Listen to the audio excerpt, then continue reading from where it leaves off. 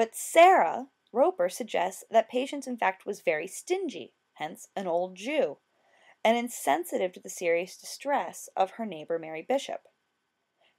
Also, as household administrator, Patience Denson was supposed to be in firm command of her household. She was supposed to be like her mother, quote, to servants wisely awful, but yet kind. According to Sarah, Patience Denson was really little more than a hobbling Jane, basically incapable of dealing with flagrant misbehavior in her own kitchen.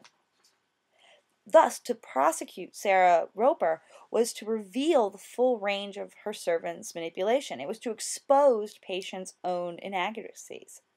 So, measured against this ideal, Patience Denson had failed miserably. She had not been charitable, and she had not run her household very well. And the interesting thing is that if Patience had just been charitable, this entire court case never would have happened. Now, in the end, Patience Denson prosecuted her servant and was able to collect damages. But as long as Sarah Roper remained in the neighborhood, in fact, as long as her reputation survived in the memories of the Ipswich's housewives, Patience was never able to get rid of the damage that was inflicted upon her. Patience's reputation took a huge hit. And according to Patience's husband, even years later, Patience still feared Sarah Roper because of the outcome of this case. Now, a goody was also supposed to be a good Christian woman. And the original white settlers in Massachusetts were predominantly Puritans. This means that they were dissenters from the established Church of England. Now, Puritans believed that the Anglican Church, despite the English Reformation, was too Catholic. They objected to hierarchy, like things like bishops. They did not like bishops and archbishops. And they objected to the robes and the incense and all the pomps and circumstances that went with the Anglican Church. But they also believed in something called predestination. And basically what predestination says is at the beginning of time, God decided who was going to heaven and who was going to hell. And nothing you can say or do can change that. God made that decision already. And because of this, we're going to see that Puritans are really focused on morality. And that's because they believe that you can tell who's going to go to heaven. So, for example, if you see the town drunk, you can tell, according to this idea, because he's a horrible town drunk, maybe he's a criminal and he's violent too, that there's no way that God has predestined him to go to heaven.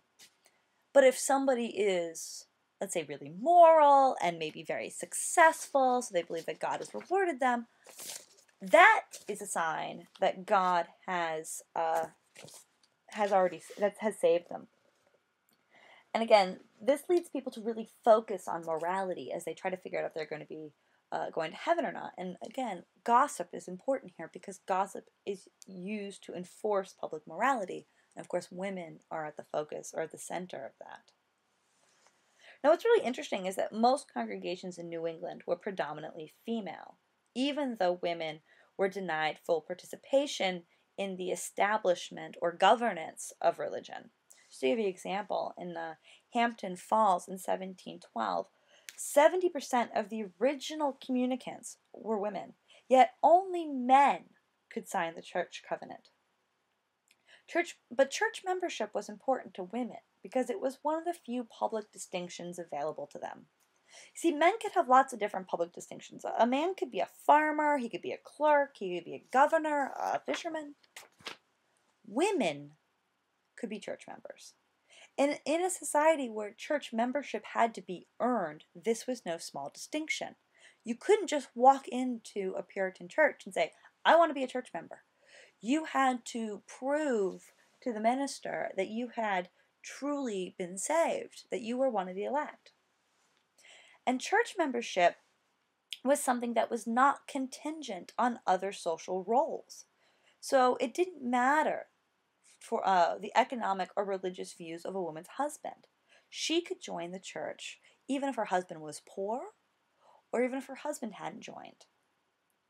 And what we see, therefore, is that women not only achieve church membership more frequently than men, but also at a younger age. there are two churches in Andover, Massachusetts. And if we look at these two churches between 1711 and 1729, women earned their membership a decade before men of the same age. In fact, this suggests that wives led their husbands to Christ. Women's devotion to religion was, in fact, had a major impact on the establishment of new towns throughout New England. You see, towns were established with a meeting house located in the center of town. And again, if we look at Ipswich, there's a meeting house in the center of town. These meeting houses are going to be supported by tax dollars. These are tax-supported institutions. And that meant that whenever you had to establish a new congregation, that there were political or economic ramifications. Again, so if we look at Ipswich here, you've got our town in the center. Now, the original people to live in town were going to settle right around here, so they don't have that far to walk.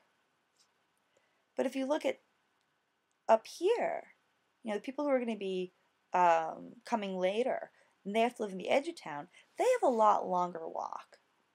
And the idea of having to walk several miles in the snow in the winter became awfully daunting to women. And so what we're going to see is women, especially those who are going to live on the outskirts of town, are going to begin asking their husbands to petition to allow, say, this section of town to break off, form its own town, and establish its own church. And of course, this could lead to disputes because the people living here don't want these guys to move away because then they lose their tax dollars. But if we look at the petitions from the 16th and 17th century in both New Hampshire as well as Massachusetts, what we see is that men give the same justifications over and over again that they want churches, even though if these people break away and form their own church, their tax burden is going to go up because you're going to have fewer people to support that pastor. But time and time again, men will argue that they need to break away, and they will say that the reason is that the aged and feebled people and also mothers with small children just can't walk 3 or 4 miles to church every Sunday in the winter. And so we're going to see women leading the charge to have these outlying sections of town break away in order to establish new towns so that they could have a church closer to them. So women's Christianity and faith is going to be instrumental in the settlement of new towns throughout New England.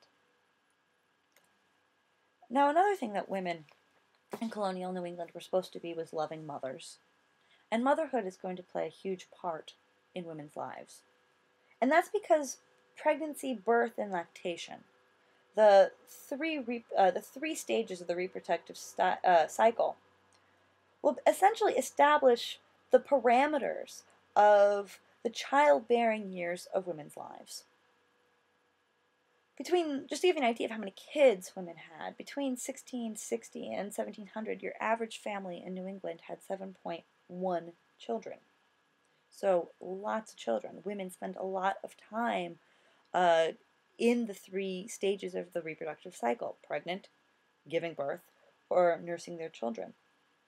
And labor and delivery were central events, not only for the mother and the baby, but for the community of women. Childbirth in early America was almost exclusively in the hands of women. Men were excluded. The job of the father-to-be was to summon the midwives and the other neighboring women, and then to wait. Now, when it comes to giving birth, midwives played a really important role. They were central figures, and their existence demonstrates that women could and did engage in work beyond their own household. They were highly respected and often used herbal remedies for things like pain relief. They would also use herbal remedies to try to help women as they were going through birth. And they would also use everyday objects like butter to help they would use butter as a lubricant to help women give birth. And they were usually paid for their labor in kind. So that instead of being paid in cash, they were paid in, say, eggs, cloth, sugar.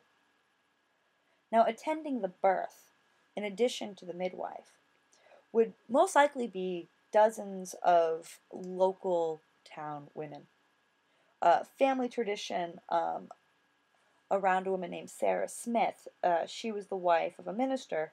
She went into labor in June of 1731, and according to Smith family tradition, every married woman in the tiny settlement of Falmouth Neck was there for the birth of her second child. And in fact, the first stages of labor were almost like a party because you had so many women running around. And refreshments would be served, and these refreshments were called things like groaning beer and groaning cake, which suggests that women consumed food during labor. Midwife manuals actually encouraged mothers to eat light but nourishing foods, things like broth, poached eggs, and toast during labor and immediately afterwards. And the women would keep the laboring woman active. They would suggest that she walk rather than lay down. But the most important aid that these local women gave to the woman in labor was emotional support. An informed and empathic midwife could help women surmount fear and pain. And in delivery, there was physical as well as emotional intimacies between women. And if you look at this picture here, this is a picture of a woman giving birth on a midwife's stool. There'd be a little cutout. The stool wouldn't be solid so that the midwife here could have access